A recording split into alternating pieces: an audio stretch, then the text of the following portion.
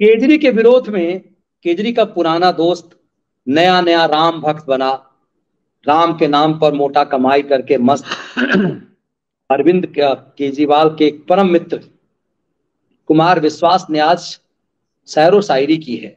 अपनी पुरानी जो सूरज तुम निकले थे लेने स्वराज सूरज की सुर्ख गवाही में, पर आज स्वयं टिमटिमा रहे जुगनू की नौकरशाही में। सब साथ लड़े सब उत्सुक थे तुमको आसन तक लाने में, सब कुछ सफल हुए निर्भीक तुम्हें यह राजनीति समझाने में। इन आत्म प्रवंचित बौनों का दरबार लगाकर क्या पाया, जो शिलालेख बनता उसको अखबार बनाकर क्या पाया। ऐसा लगता है कि आज भी इसके अंदर ये टीस है कि सबने, कुमार विश्वास ने मौज ले ली है, मनीष सिसोदिया जैसा मंदबुद्धि मौज ले लिया, ये साइकिल चोर लोगों ने मौज ले लिया, टिकट ब्लैकियों ने मौज ले लिया, सब राज्यसभा पहुंच गए, लोकसभा, और ये बेचारा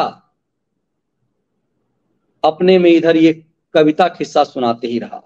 ये इस वीडियो को साझा करते हुए मनीष कुमार विश्वास ने लिखा, तो सर जो जिस खबर पे आप आ रहे हैं सबने कुमार विश्वास को ये खबर दिखा दी। कुमार विश्वास की पत्नी आरपीएससी सदस्य मंजू शर्मा 18.5 लाख के घूस केस में फंसी। ये नैतिकता की बात करने वाले एक एक चीज में कहते हैं ना कि आजकल सोशल मीडिया गजब चीज है। सबने लिख दिया घूस कांड में आरपीएससी सदस्य मंजू का नाम, डीजी बोले जांच जारी है। क्या खेल है सर ये? हाँ मनीष जी, ये देखिए, परिवारवादी ने कहा कि आयोग सदस्य मंजू के नाम पर ही मांगी थी घूस। हाँ, मंजू कुमार विश्वास की पत्नी है, व्यूअर्स जान ले। मंजू शर्मा राजस्थान मूल की है, राजस्थान की रहने वाली है, और कुमार विश्वास उत्तर प्रदेश। और वो राजस्थान पब्लिक सर्विस कमीशन की मेंबर है। और दर्शक ये जान ले कि कोई इम्तिहान पास करके उसका मेंबर नहीं बनता। पब्लिक सर्विस कमीशन का जो मेंबर बनता है वो आदमी बनता है जो उस प्रदेश की सरकार को बड़ा प्यारा होता है। खासकर सरकार तो छोड़ दीजिए, जो मुख्यमंत्री की पहली पसंद होता है वो, ये कोई बड़ा ऐसा नहीं कि बड़ा इम्तिहान देके इंटरव्यू देके इनका सिलेक्शन हुआ। सीधे सीधे ये है कि मुख्यमंत्री अपनी कृपा जिस पे चाहता है उस पे करता है। ये खेल यहाँ हर जगह होता रहा है। ये जवाब मनीष जी इसका, इस घूस कांड में तो हम लोग आते हैं कि जरा ये जो बड़ा निरपेक्ष बनता है, बड़ा निष्पक्ष बनता है, बड़ा बिल्कुल त्यागी पुरुष बनता है, आजकल राम की कथा सुना रहा है। मैंने इसको हमेशा गवैया ही कहा, मैंने इसको कभी भी नहीं माना, कभी आज नहीं 2011 से। और आज तो ये पूरी तरह से फिर बेनकाब हुआ।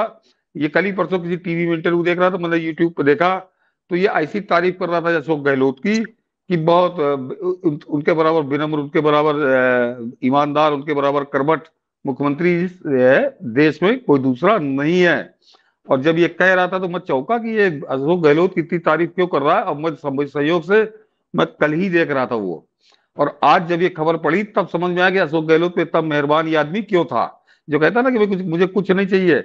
ये मनीष जी बड़ा दुर्भाग्य है हमारे देश में कि लोग बहुत जल्दी, जैसे आज इसको बहुत लोग बड़ा पसंद करेंगे, इसने केजरीवाल पे प्रहार कर दिया। केजरीवाल पे प्रहार इसने वो इसलिए कर दिया क्योंकि इसको उसमें हिस्सा नहीं मिला जो मनीष जी कह रहे हैं। ये मनीष जी जब आता है कहीं टीवी पे या कोई इंटरव्यू देता है तो ये एक ही गाना गाता है कि वो खालिस्तान वाला किस्सा ही सुनाता है कि पंजाब में खालिस्तानी इसका समर्थन कर रहे थे। अरे कुमार विश्वास, वो किस्सा है 2017 के चुनाव का। तो तुमने बर्दाश्त कैसे कर लिया जब तुम्हारे आंखों के सामने वो आदमी, उसके खालिस्तानियों से संबंध थे और उनके घर में वो सोता था, उनके घर में वो खाता था और तुम्हारी जानकारी में था, तुमसे वो कह रहा था कि इसके 2 टुकड़े करा के दूसरा देश बनवा दूंगा।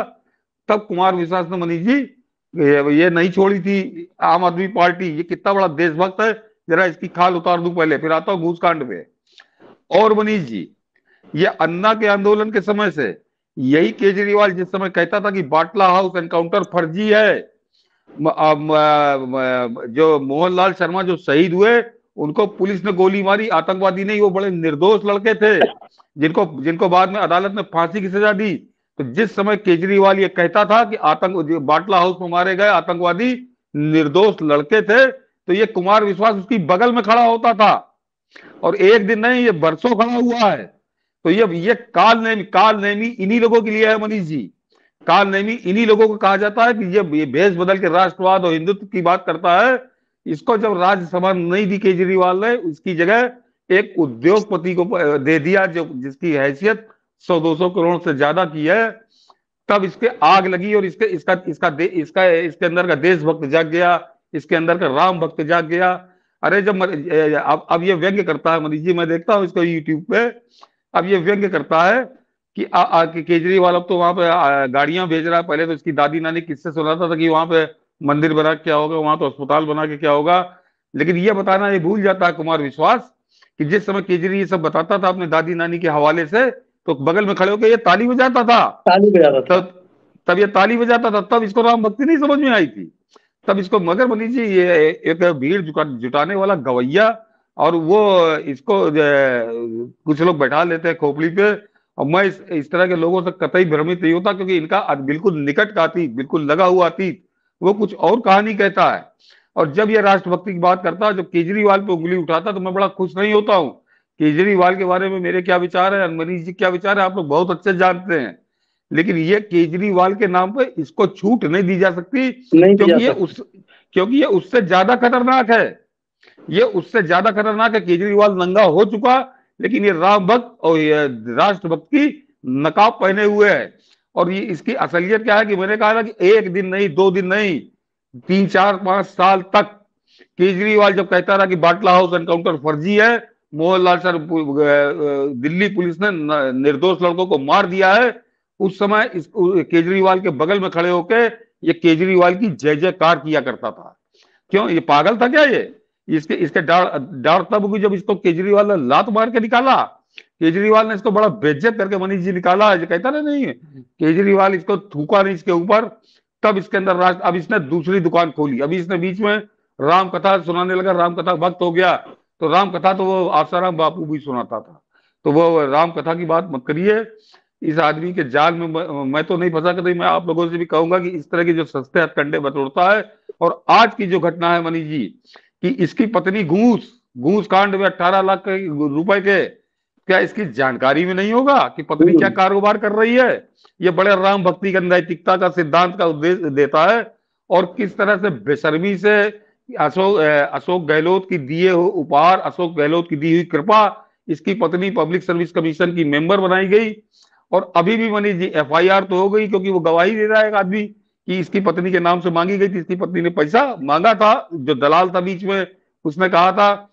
लेकिन अशोक गहलोत की सरकार इसको बचाने के लिए मैदान में आ गई। वहां का वो पुलिस का डीजी कह रहा है कि फिलहाल फिलहाल अभी हम कुछ कहने नहीं, हम इनको दोषी नहीं मान रहे। वो चिल्ला चिल्ला कह रहा कि इसकी बीवी के नाम से घूस ली गई। और वहां का राजस्थान की कांग्रेसी सरकार का डीजी कह रहा है कि अभी हम उनको दोषी नहीं मान रहे। तो जरा सोच लीजिए करेक्शन कि ये आदमी कहाँ कितने सस्ते, बिल्कुल साफ साफ साफ है कि ये घूस कांड तो आज आया है ताजा ताजा सामने। ये याद करिए कि आज से 2020 में मनीष जी ये सरकारी कृपा क्यों बरसी थी कुमार विश्वास पे? ये सरकारी कृपा क्यों बरसी थी?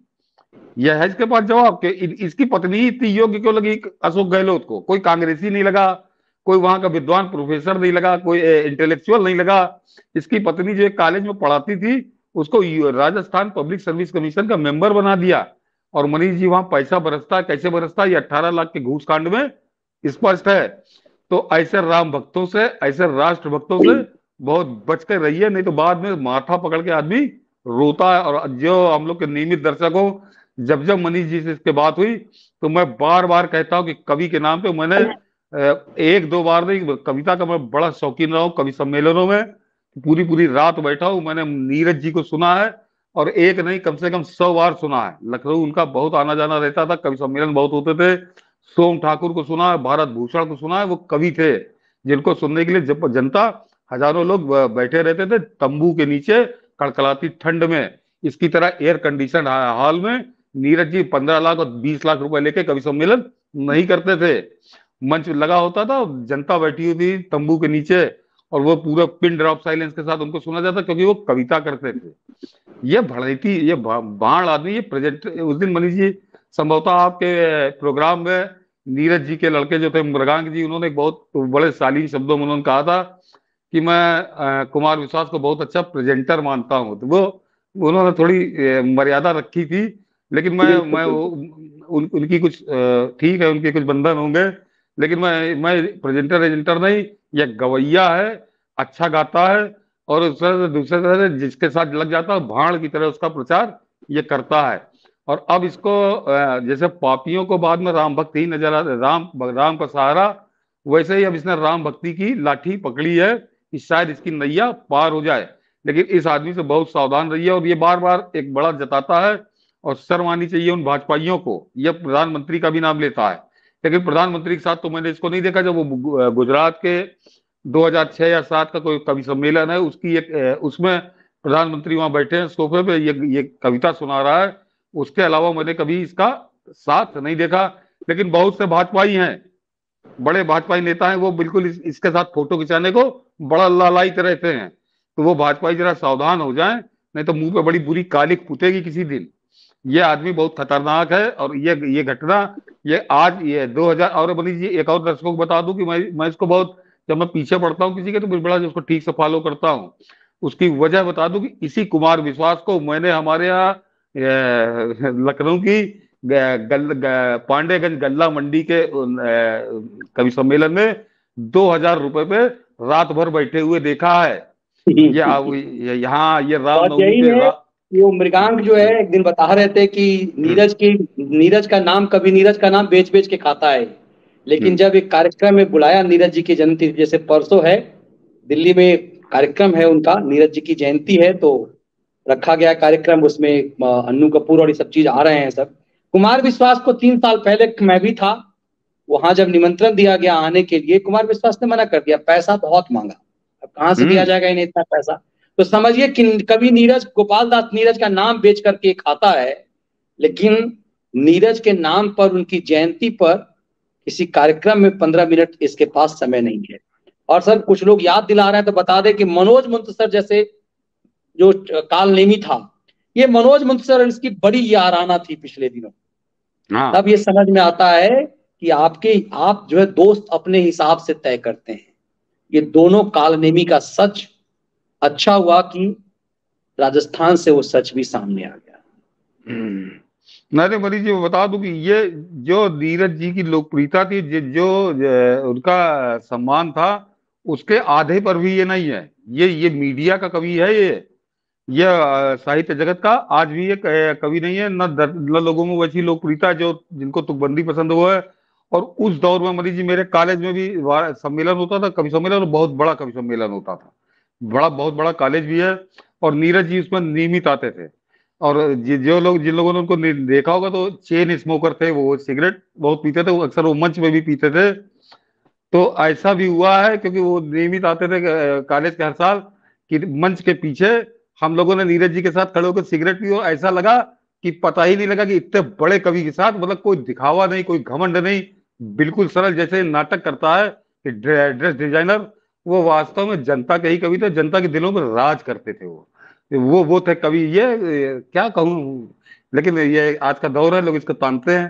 बिल्कुल, और वो सच दिखाना जरूरी है, थोड़ा आईना दिखा देना जरूरी थे एक पत्रकार को, हम सब की जिम्मेदारी है।